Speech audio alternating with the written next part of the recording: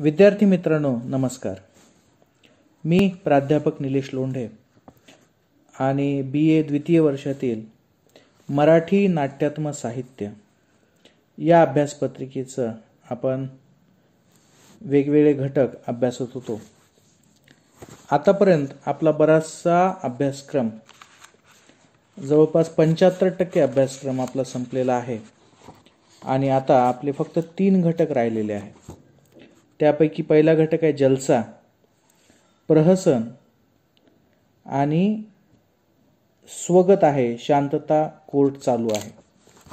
हे तीनही वेगवेगळे फॉर्मॅट आहेत, वेगवेगळे प्रकार आहेत आणि आज आपण याच्यापैकी जलसा जो आपल्या अभ्यासक्रमाला आहे आणि जो एक महत्त्वाचा फॉर्मॅट आहे, फॉर्मॅट म्हणजे एक नाट्याचं मांडणीचं तंत्र आहे, यावर बहुतेक मी एक स्वतंत्र मांडणी केलेली आहे. जेव्हा आपण अण्णाभाऊ साठेचं लोकनाट्य पाहत होतो तेव्हा आपण जलसा म्हणजे काय, जलसाचं स्वरूप कसं असतं याविषयीची चर्चा केलेली आहे. तर हा जो एक जलसा आहे यावेळेस तुमच्या अभ्यासक्रमाला आहे स्वयंसेवकाचा फार्स नावाचा एक जलसा आहे, जो की भीमराव कर्डक यांनी लिहिलेला आहे.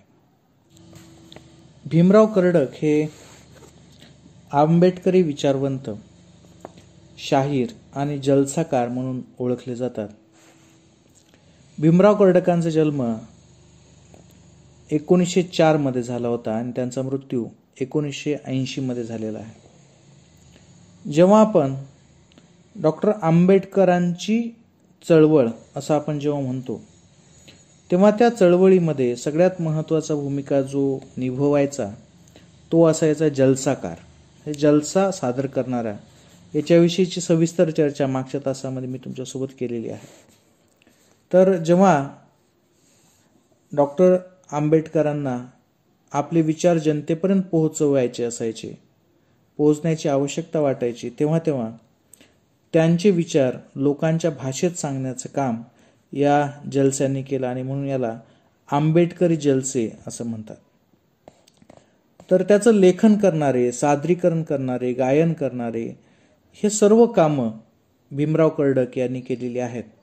आणि म्हणून जेव्हा आपल्याला नाट्याचा हा प्रकार, एक प्रचारकी प्रचार भाग, एक सादरीकरणाचा भाग जेव्हा समजून घ्यायचा असतो तेव्हा भीमराव कर्डक यांच्याशिवाय आपल्याला पुढे जाता येत नाही. आणि आपल्या अभ्यासक्रमामध्ये आंबेडकरी जलसे कसे असतात हे समजून घेण्यासाठी आपल्याला भीमराव कर्डकांचा स्वयंसेवकाचा फार्स आहे अभ्यासक्रमाला आहे. त्यांच्या नावावर अनेक फार्स आहेत. सत्याग्रहाचा फार्स आहे, महारकीचा फार्स आहे, सनातन ब्राह्मण व अस्पृश्य सत्याग्रही संवाद आहे, समता सैनिक दल आहे, दारू आणि सट्टेबाजाचा फार्स आहे, धर्मांतराचा फार्स आहे. असे कितीतरी फार्स त्यांनी आहेत. आणि आपल्या लक्षात येईल की त्या काळातली जी आंबेडकरी मुवमेंट होती किंवा आंबेडकरी जे जलसे व्हायचे त्यामध्ये सगळ्यात महत्त्वाचा भाग हा इथली जाती व्यवस्था, इथली वर्ण व्यवस्था, इथली अंधश्रद्धा, इथला भेदाभेद हा एक महत्त्वाचा विषय असायचा. नंतरच्या काळात जेव्हा डॉक्टर आंबेडकरांनी एक भूमिकेतून चळवळीला निर्मिती दिली, चळवळीला आकार दिला, तेव्हा त्या चळवळीमध्ये अनेक लोक आले. अनेक लोक स्वतःला स्वयंसेवक म्हणून घेऊ लागले, परंतु त्यांची सेवा करण्याची प्रवृत्ती ही मनापासून नव्हती, म्हणजे प्रतिष्ठेसाठी सेवा करायची.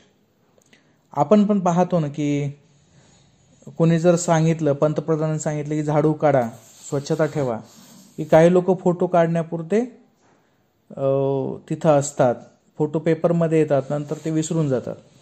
ते त्यांचं काम करतात. म्हणजे जशी हवा असेल तसे वागणारे काही लोक असतात. ज्याला प्रतिष्ठा असेल तसं वागायचा प्रयत्न करणारे काही लोक असतात. आणि त्याच्यामध्येच काही लोक या आंबेडकरी मुवमेंटमध्ये सुद्धा, आंबेडकरी चळवळीमध्ये सुद्धा विनाकारण त्याच्यामध्ये घुसले.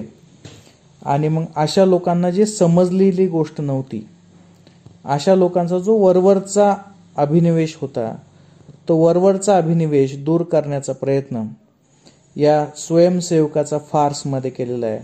मागच्या वेळेसच मी सांगितलं तुम्हाला, फार्स म्हणजे गंमत करणे, फार्स म्हणजे हसत खेळत एखाद्या गोष्टीतील विकृती सांगणे, याला आपण फार्स असं म्हणतो.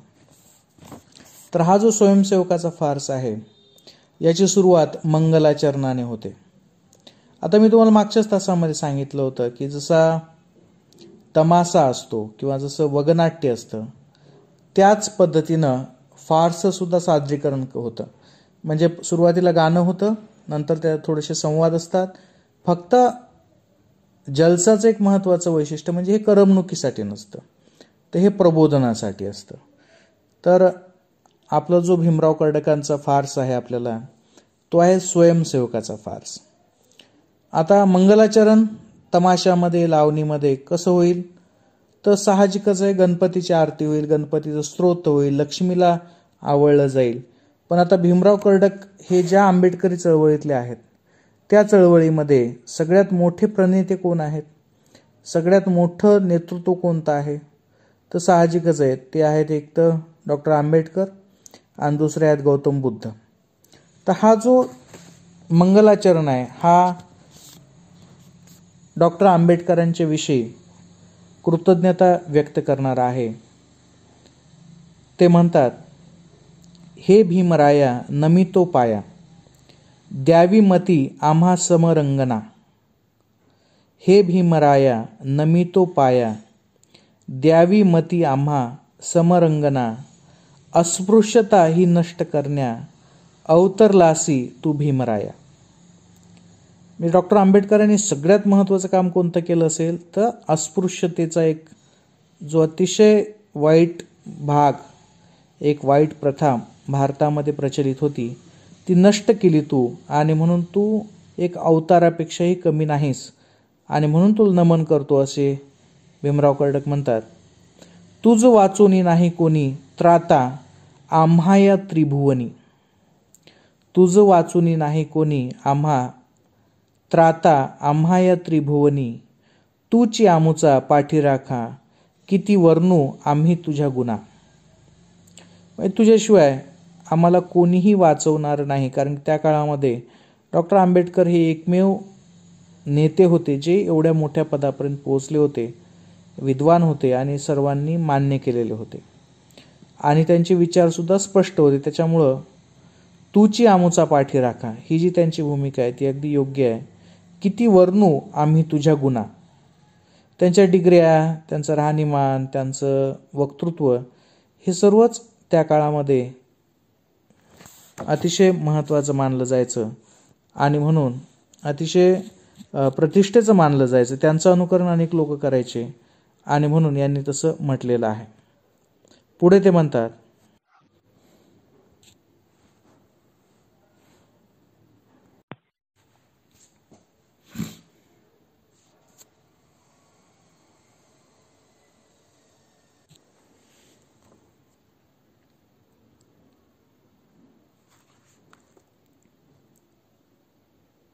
राऊंड टेबल जी परिषद भरली, निर्भीड वक्ता त्या ठाई. हिंदू धर्माची राज्यसत्तेची भीड नाही धरली सखया.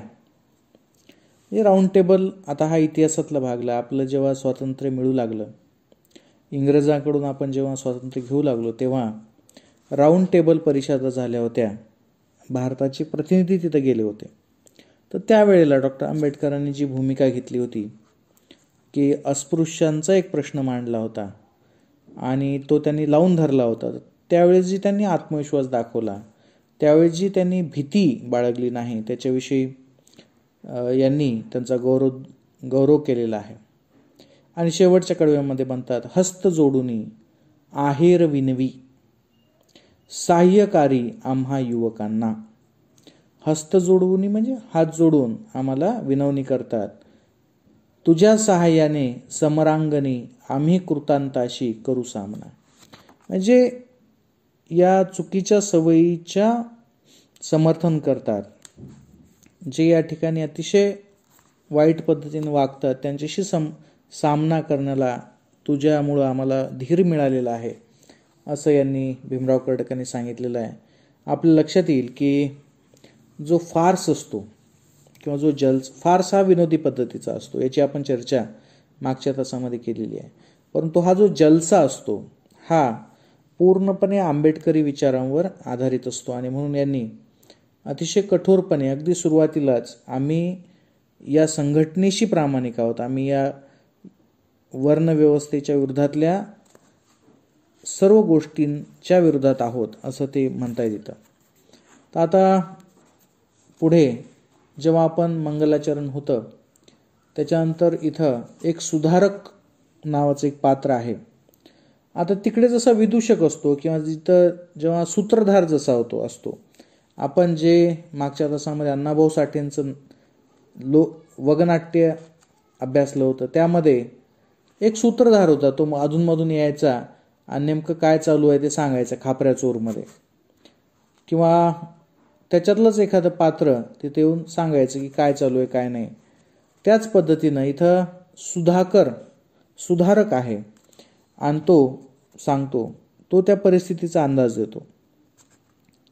तो म्हणतो, बंधू आणि भगिनींनो, आता नाटक सुरू झालेलं आहे तर नाटकाची पार्श्वभूमी सांगण्यासाठी हा सुधारक आलेला आहे.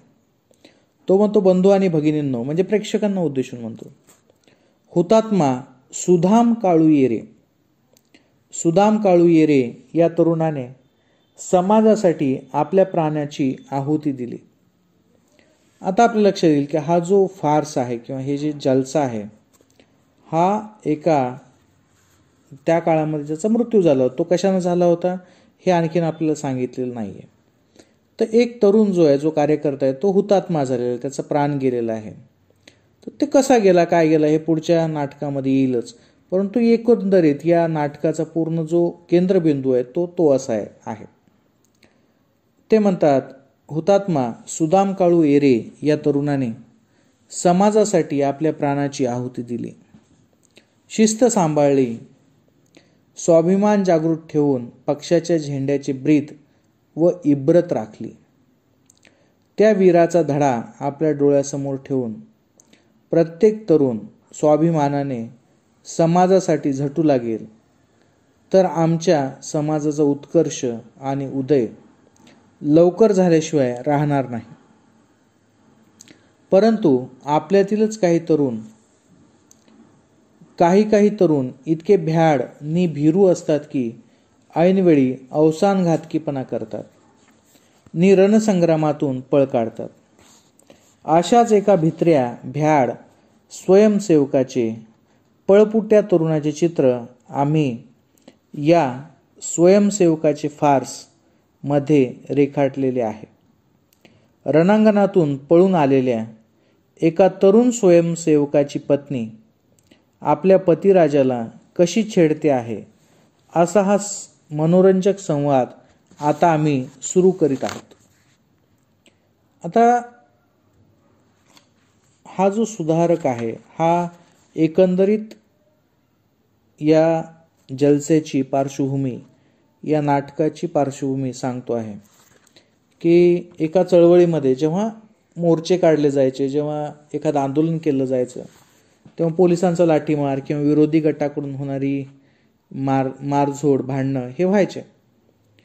तर यांनी सांगितले की सुदाम नावाचा जो एक तरुण होता, जो कार्यकर्ता होता, सुदाम काळू येरे, याचा मृत्यू झालेला आहे एका सभेमध्ये किंवा एखाद्या आंदोलनामध्ये. आणि त्यानं जे ब्रीद सांभाळलं, त्यानं जी शिस्त सांभाळली, ती शिस्त अनेक लोक सांभाळू शकत नाहीत. अनेक तरुण मुलं ही भ्याड असतात, भीरू असतात आणि ती त्या आंदोलनातून पळून जातात. तर अशा एका पळपुट्या तरुणाचा, म्हणजे एकीकडे असा आहे की तो जागचा हल्ला नाही, तिथंच त्यानं आंदोलन केलं, पोलिसांची किंवा विरोधकांचा लाठीमार सहन केला तरीही, आणि याउलट दुसरे असे असतात की जे जीव वाचवण्यासाठी पळून जातात. तर असा जो पळून जाणारा आहे तो जेव्हा घरी येतो त्याच्या पत्नीसमोर, तेव्हा ती पत्नी त्याला कशी बोलते याचं ते सांगितलेलं आहे. तर आता याच्यामध्ये स्वयंसेवक आणि स्त्री, स्वयंसेवक स्त्री म्हणजे इथं स्वयं स्त्री असं लिहिलेलं आहे. स्वयं म्हणजे स्वयंसेवकाची स्त्री, याचा अर्थ त्याची पत्नी. तर त्याचा संवाद कसा आहे तो इथं आपण आता पाहणार आहोत. तर स्वयंसेवक म्हणतो, प्रवेशून युनिफॉर्म पोशाखात असून हातात काठी असते व धापा टाकतो, मोठ्याने हुश करतो, स्तब्ध उभा. म्हणजे जी डॉक्टर आंबेडकरांनी जी संघटना सुरू केली होती, त्याने अनेक संघटना सुरू केल्या होत्या. त्यातली एक जी संघटना होती ती लढाऊ संघटना होती. जर कुठं समाजामध्ये दलितांवर अन्याय अत्याचार होत असेल तर त्याचा बंदोबस्त करण्यासाठीची ही एक संघटना होती. आणि त्यांना एक स्वतंत्र पोशाख होता, त्याची हातात काठी वगैरे होती. आणि मग असा स्वयंसेवक पळत पळत घरी येतो. तो पोशाखात आहे, हातीत काठीत आहे, म्हणजे तो पूर्णपणे स्वयंसेवक आहे. त्याची पत्नी म्हणते, काय हो, आपण सभेला गेला होता ना, मग इतक्या लवकर कसे घरी परतलात? पळून तर नाही ना आला? होय होय, पळूनच आलात. अगदीच भित्री भागूबाई. ती त्याची पत्नी आहे, त्याच्यामुळे ती त्याला रागवू शकत नाही, काही बोलू शकत नाही. पण ती कशी बोलते, किंवा तुम्ही सभेला गेला होता तरी कशी काय आलात? स्वयंसेवक म्हणतो, काय म्हणतेस? मला भागूबाई म्हणतेस काय? वाग, फार शेपारलीस, फारच शहाणी झालीस. आता हा नवरा आहे, नवरा असल्यामुळे तो तिला बोलतोय टोचून, तो सहन करत नाही. आता साकी नावाचा जो भाग आहे, तो साकी म्हणजे जेव्हा आपण सुरुवातीला मंगलाचरण पाहिलं, गीत पाहिलं. आता साकी जे असतं हे एक प्रकारचं गीतच असतं, गळ्यावर म्हणण्यासारखं ते गीत असतं. त्याला संगीत असतं, वाद्य असतं. आणि आपण पाहिलं होतं की वगनाट्याचाच फॉर्मॅट असतो. एक छोटासा संवाद असतो, कथानक असतं, मधून मधून त्याला गाणे म्हटली जातात. तर हा एक नंबरची जी साकी आहे ती तो म्हणतो. आता हा कोणाची साकी आहे? तो पुरुष म्हणतोय.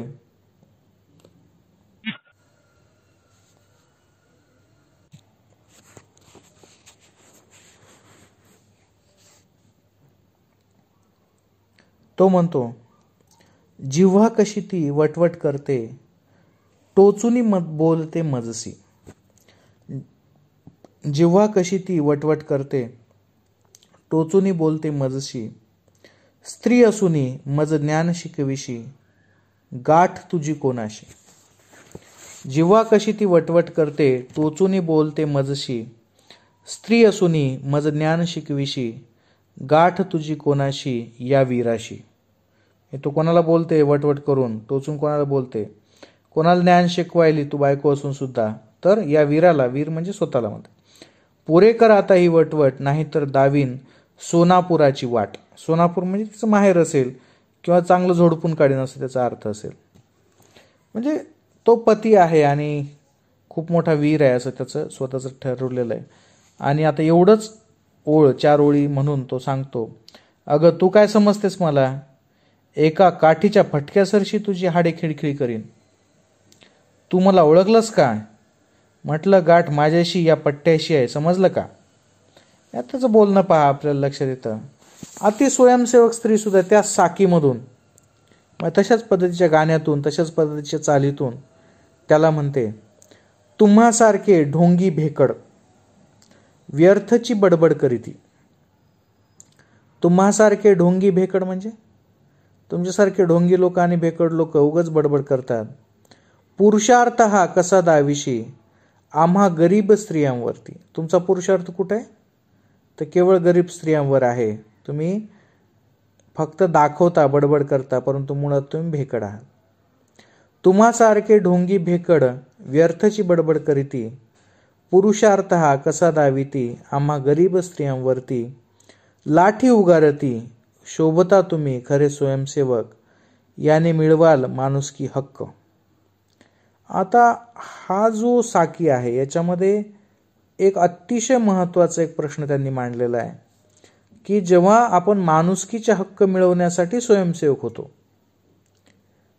आणि त्यासाठी आपण भांडतो दुसऱ्यांना, तेव्हा आपण आपल्या स्त्रियांवर अन्याय करू शकतो का? लाठी उगारायला पाहिजेत का आपण स्त्रियांवर? तर हे छोटंसं एक त्यांनी व्यंगार्थ इथं साधलेला आहे. ती म्हणते, आता मात्र तुम्ही खरे वीर शोभता. आता वरच्याच थोडंसं विश्लेषण खाली आहे. आता मात्र तुम्ही खरे वीर शोभता. शौर्य दाखवायचंच झालं तर ते असं, आम्हा अबलांच्या पुढं, म्हणजे घरातल्या स्त्रीला मारायचं. अबलांच्या पुढं छान छान अगदी खऱ्या स्वयंसेवकाला शोभेल असलं आपलं हे वर्तन आहे. याबद्दल आपल्याला कोण बरे नावे ठेवील? अहो, घरच्या बायकांना बडवायचे नाही तर मग काय परक्यांच्या स्त्रियांना? धिक्कार धिक्कार असो तुमच्या या असल्या पुरुषार्थाला. म्हणजे एकदम सुरुवातीलाच डॉक्टर आंबेडकरांनी जे स्त्री पुरुष समानतेचं तत्व शिकवलं होतं, स्त्रियांची प्रतिष्ठा पुरुषांनी ठेवली पाहिजेत, हे जी महत्त्वाची गोष्ट त्यांनी सांगितली होती, त्याचं पहिलं उदाहरण या दुसऱ्याच संवादामध्ये साकीमध्ये दिलेलं आहे. इथं आपल्या लक्षात येईल की ही जी स्वयंसेवक स्त्री आहे ही त्याची पत्नी आहे, परंतु ती स्वयंसेवकाची स्त्री जशी आहे तशीच ती स्वतः सुद्धा स्वयंसेवक असल्याप्रमाणे त्याला बोलते आहे. डॉक्टर आंबेडकरांचे विचार समानतेचे त्यांनी म्हटलेलं आहे. जेव्हा त्यांनी म्हटलं की मी तुला मारेल काठीनं, तेव्हा ती म्हणते की तुम्ही कसे काय मारसान, यालाच कुठं पुरुषार्थ म्हणतात का? आता स्वयंसेवक काय म्हणतात ते पहा. स्वयंसेवक म्हणतो, हां तोंड सांभाळ, अजूनही जीभ आवर, नाहीतर एका तोंडाची 2 तोंडे करील, समजलीस? तुझा विचार असा की मी त्या ठिकाणी मरेपर्यंत उभे राहायला पाहिजे होते.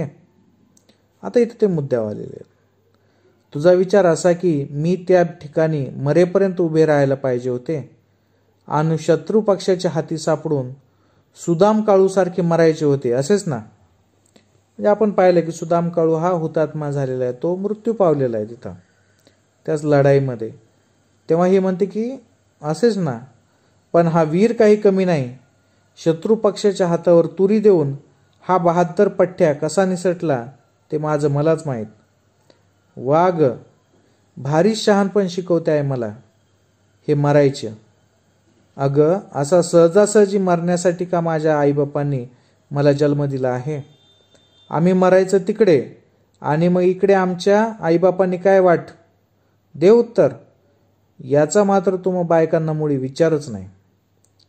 म्हणजे या ठिकाणी हा पळून आलेला आहे हे त्यानं मान्य केलेलं आहे आणि याचं वेगळं तत्वज्ञान आहे. जगण्यासाठी हा तडजोड करायला तयार आहे. आणि सुदाम काळूचे जे हुतात्म्य पद आहे त्याचं जे मोठेपण आहे ते याला फारसं मोठेपण वाटत नाही. याला सुद्धा वाटते की आपण तिथून पळून जायला पाहिजे. आता ही जी स्त्री आहे ती काय म्हणते ती म्हणते, अहो आता हिला मर्यादा आहेत, ही काही बोलू शकत नाही कारण ही त्याची पत्नी आहे. म्हणून अतिशय चांगले संवाद ज्या ठिकाणी खरोखर टोचून बोलायचे तिथे जे याचे लेखक आहेत भीमराव कर्डक यांनी अशी अतिशय कठोरपणे मांडणी केलेली आहे आणि जिथे नम्रता पाहिजे तिथे नम्रता सुद्धा घेतलेली आहे. पात्रांचं जे व्यक्तिमत्व असतं ते त्यांनी टिकून ठेवलेलं आहे. तर ही जी स्वयंसेवक स्त्री आहे ती म्हणते, अहो पण मी म्हणते की तुम्हाला जसे आई आणि बाप तसे सुदाम काळूला नव्हते का? तुम्हाला जसं आई वडिलाचं चांगलं वाटतं की आपलं पोरगं मेलं त्यांना दुःख होईल, तसं सुदाम काळू नव्हते का की तो आभाळातून खाली पडला? म्हणजेच सुदाम काळूचं जे वर्तन होतं ते आदर्शच आहे हे मान्य करावं असं तिला वाटतं. परंतु स्वयंसेवक जो आहे तो काही ते मान्य करायला तयार नाही. तो म्हणतो, अगं सुदाम काळूची आणि माझी गोष्ट वेगळी आहे. सुदाम काळूला फक्त आईच होती, बाप स्वर्गवासी झालेला. तशी का आमची गोष्ट आहे बेअक्कल बेडरथर कुठली? म्हणजे आता हे तुलना करतायत सुदाम काळूनं का हुतात्म्य पत्करलं असेल आणि तो हुशार आहे का मी पळून आलेला हुशार आहे. तसं याच्यावर हा एक विनोदी पद्धतीचा संघर्षात्मक भाग आहे. तो म्हणतो की त्याची आईच होती, मला आई आणि वडील होते, दोघांनाही सांभाळायचं होतं आणि म्हणून मी पळून आलो. म्हणजे पळून येण्याचं कसं तरी तो समर्थन इथं करतो आहे. ती स्वयंसेवक स्त्री म्हणते, मग एकट्या मातेचा तो एकटाच पुत्र असताना समाजासाठी त्याने कसे दिव्य केले. आज त्या वीराने साऱ्या समाजाला चुटपुटायला लावलं आहे. सारी जनता हळहळत आहे. याला म्हणतात वीर, सांगते ऐका.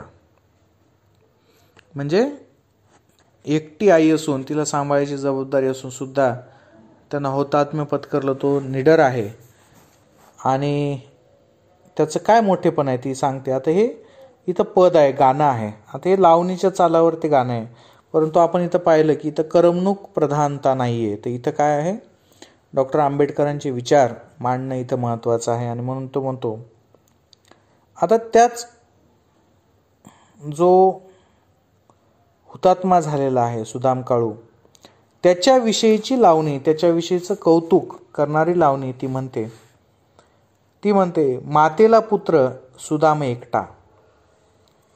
आता सुदाम काळूचं पूर्ण जीवन, त्याचं मोठेपण सांगता येते.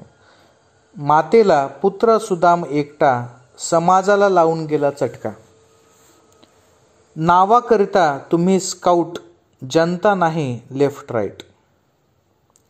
मातेला पुत्र सुदाम एकटा, समाजाला लावून गेला चटका.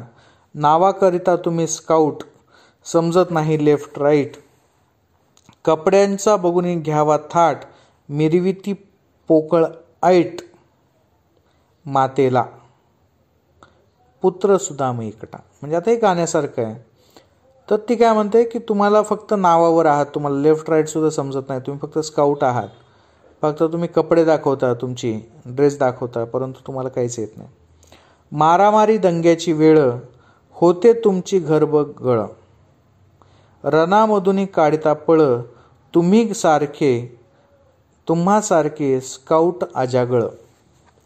तुम्ही हे जे स्काउट झालेला आहात, तुम्ही हे जे समाजाला शिस्त लावण्याचं काम करत आहात, जेव्हा जेव्हा दंगे होतात, जेव्हा जेव्हा मारामारी होते, तेव्हा तुम्ही भिता आणि तिथून पळून जाता. असा तुमचा स्काउट जो आहे, असा जो समाजसेवक जो आहे, असा अजागळ आहे, आणि तो काहीच महत्त्वाचा नाही. कर्डक विनवी तरुणास. कर्डक, भीमराव कर्डक जे आहेत लेखक, त्यांनी स्वतःचं नाव इथं टाकलेलं आहे. कर्डक विनवी तरुणास, करा विचार धरा मनी रास. करा विचार धरा मनी रीस. समता सैनिक बना मेंबर, बाबासाहेब मुख्य कमांडर. म्हणजे आता हे जे स्काउट आहे, हे कोणतं आहे, तर समता सैनिक दलाचं हे मेंबर व्हा म्हणते.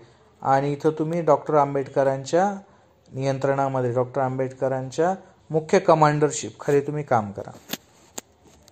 म्हणजे एकाच ठिकाणी ते समता सैनिक दलाचा प्रचारही करतायत, पळपुट्या सैनिकाचं प्रबोधनही करतायत, आणि जो गेलेला आहे, जो हुतात्मा झालेला आहे, त्याचं ते कौतुक सुद्धा करतायत. त्याचं म्हणणं आहे की तरुणांनी यायला पाहिजे. आता याच्यावर स्वयंसेवक म्हणतो, अरे वा, ही तर फार शेपारली. जीभ हवी तशी सैल सोडून माझी निर्बसना करते. काय ग, तुला वाटते की काय, तू काय मला यत्किंचित भ्याड समजून माझी उपेक्षा आणि नालस्ती करतेस. त्याला समजलेलं आहे, तो आता त्याचा पती असण्याचा राग बाहेर काढतोय की तुम्हाला भ्याड समजते काय. आरोप तरी काय, म्हणे आम्ही नामधारी स्वयंसेवक, आणि आम्हाला लेफ्ट आणि राईट करायलाही समजत नाही. आणि हे ग, तुला काय माहीत, लेफ्ट म्हणजे उजवा आणि राईट म्हणजे डावा, हे काय मला कळत नाही. आता इथे त्यांना उलटं सांगितलेलं आहे विनोद निर्मितीसाठी. पाहिजे तर इथे बसलेल्या हे शाळकरी मुलांना विचार, खरं ना रे मुलांनो. आणि म्हणे यांचा नुसता कपड्याचा नोकझोक नि डामडोल असतो, असंच ना तुझं म्हणणं. आम्ही फुकटची पोकळाईट मिरवतो. ए बोल ना ग, आता अशी गप्प का, मला भ्याड पळपुटा विशेषण देऊन माझी निंदा करतेस काय. परंतु हा वीर बहादर कसा आहे हे एकदा कान उघडे ठेवून नीट ऐक. म्हणजे तो स्वतःला असं सांगतो की मी एक वीर आहे, एक फार मोठा स्वयंसेवक आहे, आणि तू आम्हाला असं समजू नकोस. त्याच्या बोलण्यातून असं समजून येतं की तो राईटला लेफ्ट म्हणतो, लेफ्टला राईट म्हणतोय, परंतु त्याचं ते लक्षात येत नाही. तर अशा पद्धतीनं अगदी सुरुवातीपासूनच या जलस्यामध्ये डॉक्टर आंबेडकरांचे विचार, त्यांनी सांगितलेले विचार आणि डॉक्टर आंबेडकरांनी निर्माण केलेल्या संघटना यांच्याकडे तरुणांना आकर्षित करण्याचं काम भीमराव कर्डकांनी इथं केलेलं दिसून येतं. तर आजच्या तासामध्ये आपल्या लक्षात आलं असेल की नेमकं या जलस्याचं सूत्र काय, या जलस्याचं एकंदरीत कोणतं कथानक चालू आहे. तर इथं आपण थांबूयात. पुढच्या तासामध्ये आपण पुढचं कथानक इथलं घेऊयात. नमस्कार.